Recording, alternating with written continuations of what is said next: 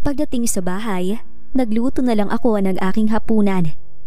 Pagkatapos ko magluto, kumain na ako dahil hindi ako sigurado kung uuwi si Rafael or baka kay Danica tutuloy. Hindi ko masisisi silang dalawa dahil kung hindi ko ginulo ang kasal nila, siguro masaya silang nagsasama ngayon.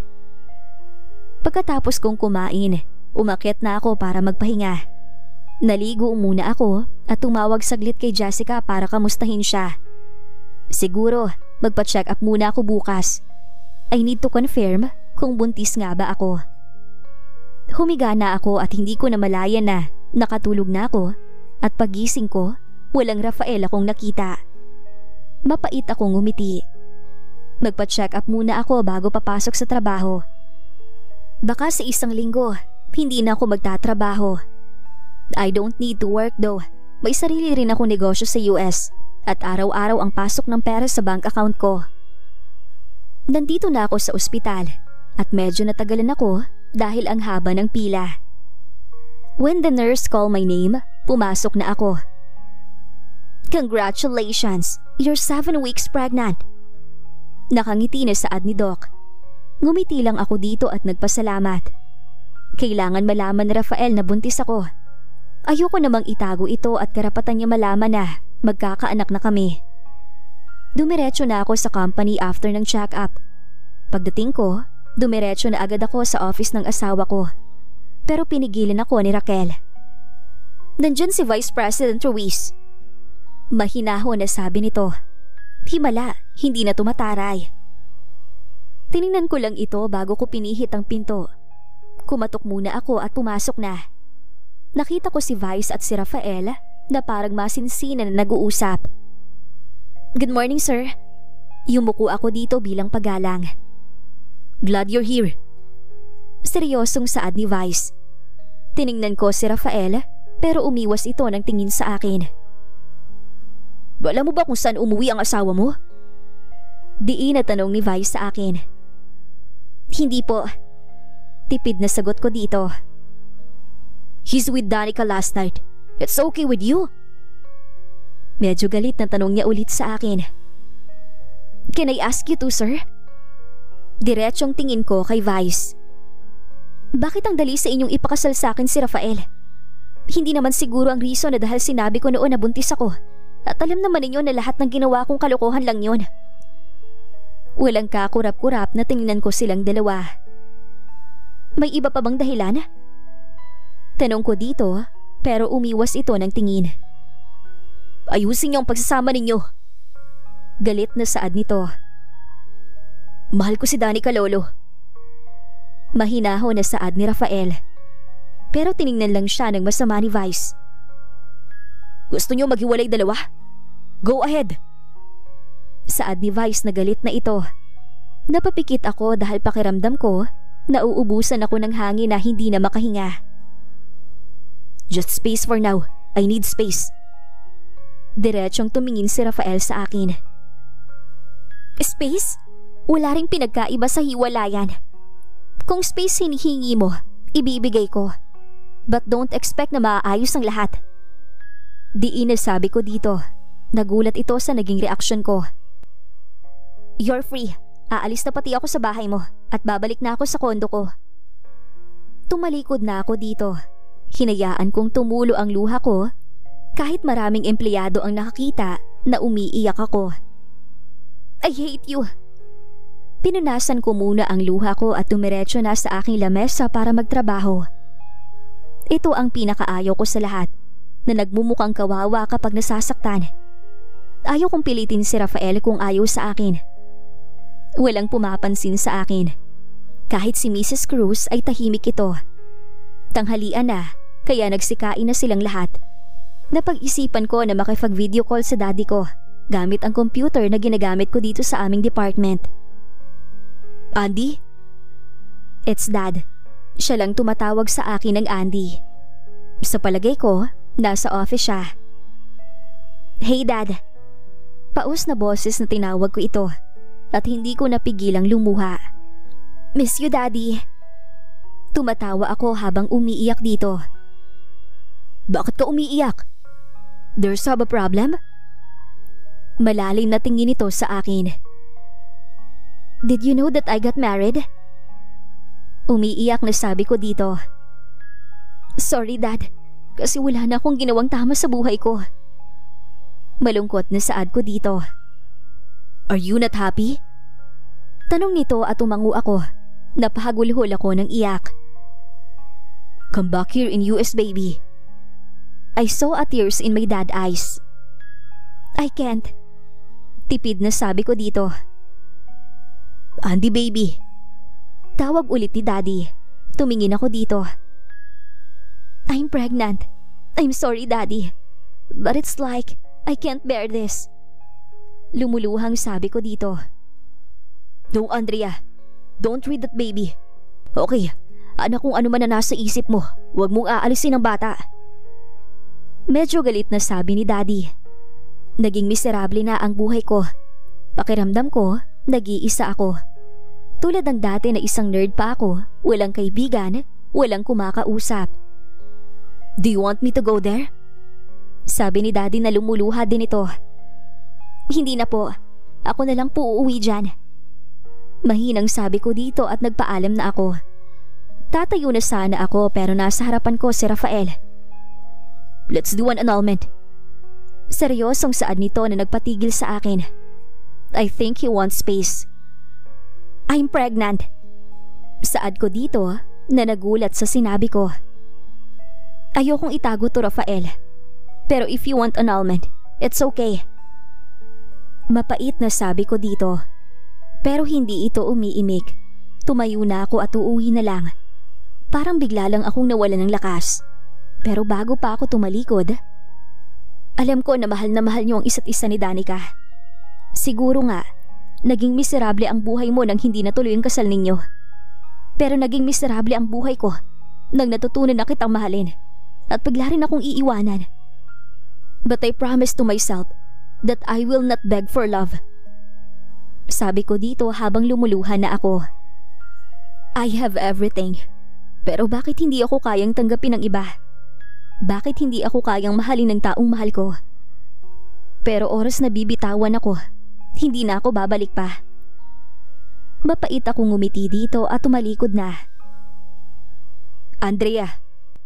Tumigil ako dahil sa pagtawag niya sa akin. Humarap ako kay Rafael. Nakikita kong lumuluha siya. I'm so sorry. Saad nito at umalis na rin ako. Bakit ang malas ko pagdating sa mga lalaki? Bakit ang malas ko sa pag-ibig? Sobrang sakit. Ang sakit-sakit pala. Dito ako tumuloy sa kondo ko. At nandito rin si Oscar. Hay nako, as usual. Ako na naman ang iniistorbo mo. May shooting ako ngayon. Hirap na sabi nito. Hindi na lang ako umimik. Bakit pumayag ka na agawin ni Danica si Rafael sa'yo? E noon pa yan niloloko na yung babaeng yun eh.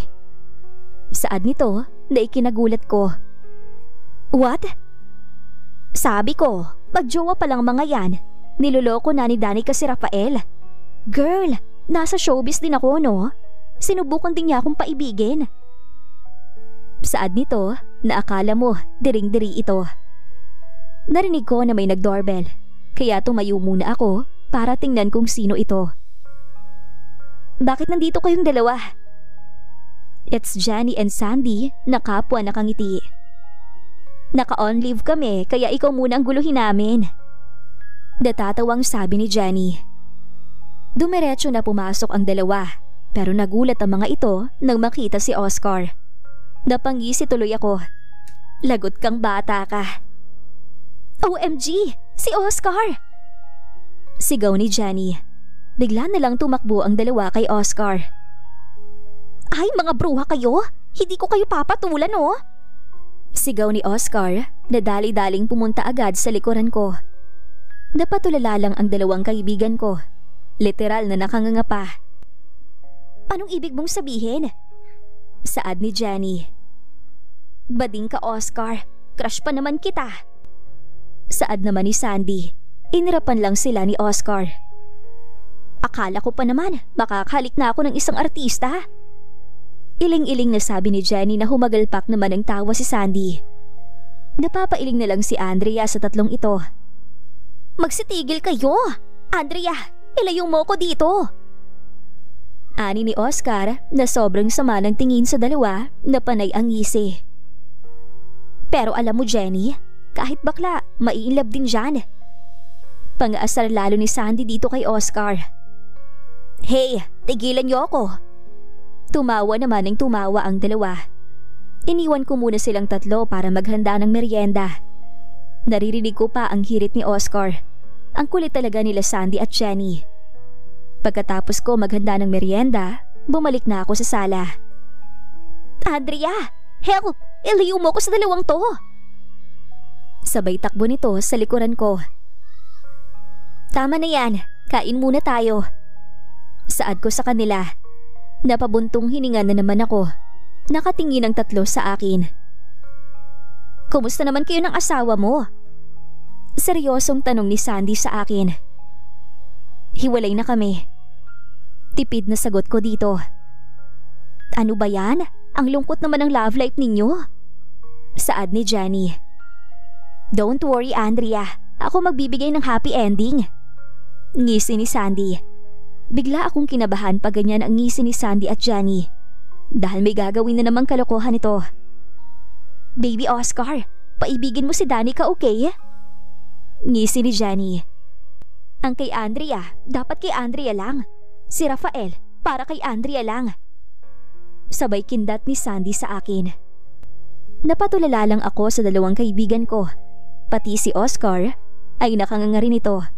Dahil wala rin naman akong gagawin, pumasok pa rin ako sa trabaho. Total next week, titigil na rin ako. Binati ko muna si Kuya Guard, tapos dumiretso na ako sa 11th floor. Pagkalabas ko ng elevator, dumaan muna ako sa comfort room para mag-ayos. Papunta na ako sa table ko na makasalubong ko si Rafael. Hindi ko siya pinansin at hindi rin ako tumitingin dito. Pagdating agad sa table ko, nagsimula na akong magtrabaho. Tama nga si Sandy. Kung gusto kong maging masaya, huwag kong hayaan kunin ang aking pagmamayari. Well, sa ngayon, hayaan ko muna siya. Andrea, may naghahanap sa'yo. Si Oscar Smith nandito. Kinikilig na sabi ni Neri. Napangisi tuloy ako. Paano kaya napilit ang dalawang yon si Oscar na sumakay sa plano namin? Sige, papuntahin mo na lang dito sa table ko. Saad ko kay Neri. Nakita ko si Oscar na papunta na dito sa akin. Sino bang hindi maguhumaling ang mga babae dito sa sobrang gwapo nito at sobrang ganda ng katawan? Napakatanggate ng binata. Sobrang lapad ng ngiti ko dito na may dala itong bulaklak at chocolate. Agad itong umupo sa tabi ko na may isang bakanting upuan. Girl, bayarin mo yung bulaklak at chocolate na binili ko ha. Kakainis ang dalawang yon. Namba-blackmail na. Bulong nito sa akin na talagang hindi ko mapigilan na humalakhak. Pwede ka namang tumanggi eh. Natatawa kong sabi. Pero nakasimangot lang ito. Hiwalay na kayo ng girlfriend mo? Tanong ko dito. Oo, buti nga hiwalay na kami. Hindi ko talaga kayang bumalik sa kanya. Tumawa na naman ulit ako dito. Hey, ang asawa mo, papunta na dito. Bulong sa akin ni Oscar. Tumayo mismo sa harap namin si Rafael. Do you know it's a working hours? Galit na sabi nito. Tatang ayaw ko sa lahat. Nakikipaglambingan sa oras ng trabaho dito sa kumpanya ko. Diin na sabi nito na nasa akin ang mga mata. Andrea, mamaya na pala kita lalambingin pag uwian na.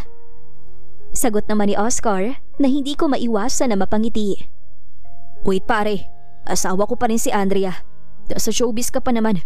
Baka magka-issue na naman kayo ng asawa ko. Namumula na sa galit si Rafael nang humarap ito kay Oscar. Hindi sumagot si Oscar. Bagkus, ngumisi lamang ito at umalis na. Hindi ko ito pinansin. Tuloy lang ang ginagawa ko. Really? Dito pa talaga sa loob ng kumpanya ko? Galit ito na bumaling sa akin. Tiningnan ko ito. Anong problema doon? Tuloy naman ang ginagawa ko ah. Saka bakit ka ba galit? Taas kilay na tanong ko kay Rafael. Because you don't respect my company. Everyone's here working. Samantalang ikaw, May kausap na lalaki na hindi naman nagtatrabaho dito. Galit na sabi nito na halos lahat nasa amin ang tingin. Di mag-resign na ako. Tay hindi pala, hindi naman talaga ako regular employee. So aalis na lang ako at tatanggapin ang offer ni Oscar na maging personal PA niya. At malay mo, baka kunin pa akong model at iparehas sa kanya. Sabi ko dito at sabay palakpak ko pa. Panay na naman ang hilot nito sa kanyang sentido. Ipapalipat ko ang table mo sa loob ng office ko at doon ka na magtatrabaho. Sabay alis nito na ikinalaglag ng pangako naman. Janice POV. Pumasok ako sa isang exclusive na resto bar kung saan nandito lahat halos politiko. May mission tonight ay si Governor Sander Valdez. Umupo ako sa tabi niya at ngumiti ng ubod tamis. Hi Gov! Ngisi na bati ko dito. Akala siguro nito mababang babae ako dahil nakangisi ito sa akin. Hello! Hahawakan sana ako nito sa braso pero agad kong sinangga ang kamay niya. Not so fast, Gov. Ngisi na saad ko dito. Balita ko, hindi natuloy ang kasal ng anak mo sa apo ni Vice President. Nakangisi na sabi ko dito. Bakit mo sinasabi to? Malalim na tingin niya sa akin. Gov, galing mo kumapit. Buti hindi natuloy ang kasal ng anak mo at apo ni Vice dahil gagamitin mo lang ang pangalan ni Vice President para sa maduming laro mo sa darating na eleksyon. Nabigla ito sa sinabi ko. Sino ka? Galit na sabi nito. Ngumiti lang ako dito. Ganito na lang, Gov. Huwag ka na makialam sa agawan portion ng legal wife at ex-girlfriend, okay? Kung sino ang magaling, edi siya ang pipiliin. Alam ko na pinagbabantaan mo ang apo ni Vice kapag hindi ito sumunod sa utos mo. Nasa alanganin ang buhay ng legal wife. At isa pa, Gov, huwag kang magyabang na porket nakasali ka sa Black Underground, kinatatakutan ka na agad. Huwag ganun, Gov. Kung madumi ka maglaro, mas lalo na ako. Nakangising saad ko dito, napatulala na sa akin. Oo nga pala, huwag na huwag mong kakausapin ang apo ni Vice. Sabihin mo sa anak mo gawin niyang lahat para makuha ulit ang dati niyang nobya. Dahil ang aking manok, nag-uumpisan na rin. Sa uulitin, Gov, huwag na huwag kang makikialam ha. Ako nga pala si Jenny Salvador. Ngisi na saad ko dito. Wait, nakita ko si Doc Gary na kasama ang kanyang nobya. See you around, Gov. Pupunta lang ako doon. Aagawin ko muna si Doc. Saad ko dito na ikinanganga nito. Andrea's POV. Alisin ko na kaya nagsiayusan na ang lahat para umuwi. Niligpit ko muna ang kalat sa table ko at inayos ko na rin ang mga gamit ko. Nag-text si Oscar na kakain kami ng hapunan sa labas. Hindi ko napansin na nasa harap ko na pala si Rafael. Sa bahay ka muna umuwi. Saad nito sabay iwas ng tingin. Ayoko, may pupuntahan ako. Tamad na sagot ko dito. Where? Galit na tanong nito. Bakit? Kaano-ano ba kita? Nanguuyam na tanong ko dito. Napabuntong hininga ito. I don't want to fight, please. Mahinaho na sabi nito. Umuwi na tayo sa bahay natin. Pakiusap na sabi ni Rafael. Mahalin mo muna ako bago iuwi sa bahay mo. Seryosong sabi ko dito at tumalikod na ako. Hirap ako kapag inaatake ako tuwing morning sickness. Wala kasi akong kasama sa kondo.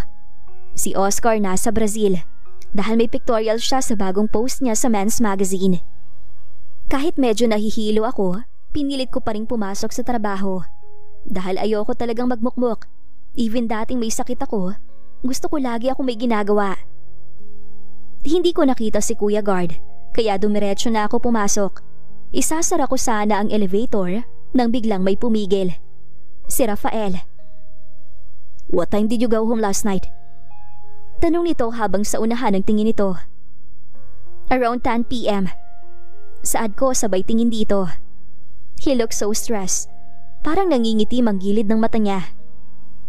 Nakatulog ka ba? Tanong ko dito. Tumingin ito sa akin. How can I sleep if my wife is with another man? Diin na sabi nito sabay bawi ng tingin. Bakit ako? Ang sarap nga ng tulog ko nung kasama mo si Danica at hindi ka umuwi sa bahay. Tiningnan niya ulit ako. Even I'm with her, ikaw pa rin ang nasa isip ko. Bigla namang tumunog ang elevator dahil nasa 11th floor na kami. Una akong lumabas at nakasunod ito sa likuran ko. Nasa loob ng office ko ang table mo. Sabay talikod nito papuntang opisina niya.